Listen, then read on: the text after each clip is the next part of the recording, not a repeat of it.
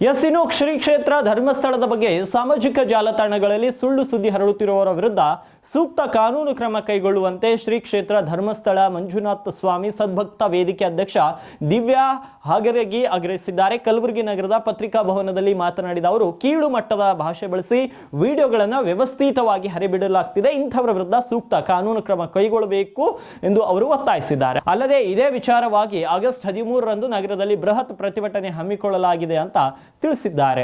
ನಾವೊಂದು ಹೋರಾಟದ ಮುಖಾಂತರ ಆ ಹೋರಾಟ ಕಾನೂನಾತ್ಮಕವಾದಂತಹ ಹೋರಾಟ ಇರ್ತೈತಿ. ಯಾವುದೇ ರೀತಿಯ ಅಸಂವಿಧಾನಿಕ ಘೋಷಣೆಗಳನ್ನ ಕೂಗದೆ ಮತ್ತು ಯಾವುದೇ ಸಾರ್ವಜನಿಕರ ಆಸ್ತಿಗಳನ್ನ ನಾವು ಎಲ್ಲಿಯೂ ತೊಂದರೆ ಆಗದೆ, ಯಾರಿಗೂ ತೊಂದರೆ ಆಗದೆ, ಸಂಚಾರಗಳಾಗಿರ್ಬೋದು, ಯಾವುದೇ ಡಿಪಾರ್ಟ್ಮೆಂಟ್ಗಾಗಲಿ ಏನೂ ನಾವು ತೊಂದರೆ ಕೊಡದಿದ್ದೆ ಶಾಂತಯುತವಾಗಿ ಆದ್ರೆ ನಮ್ದು ಕೂಗು ಆ ಯೂಟ್ಯೂಬರ್ಸ್ ವಿರುದ್ಧವಾಗಿ ನಮ್ದು ಆ ಕೂಗು ಇರ್ತದ.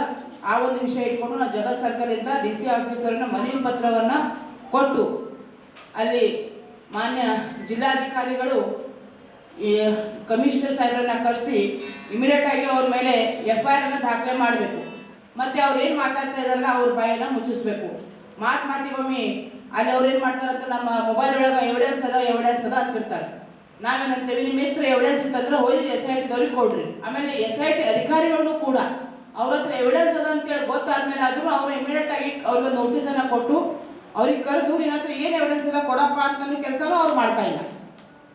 ಇದ್ರ ಹಿಂದೆ ಯಾವಾಗ ಸತತವಾಗಿ 15ರಿಂದ 20 ದಿವಸ 11 ದಿವಸ 12 ದಿವಸ ನಮ್ಮ SIT ಅಧಿಕಾರಿ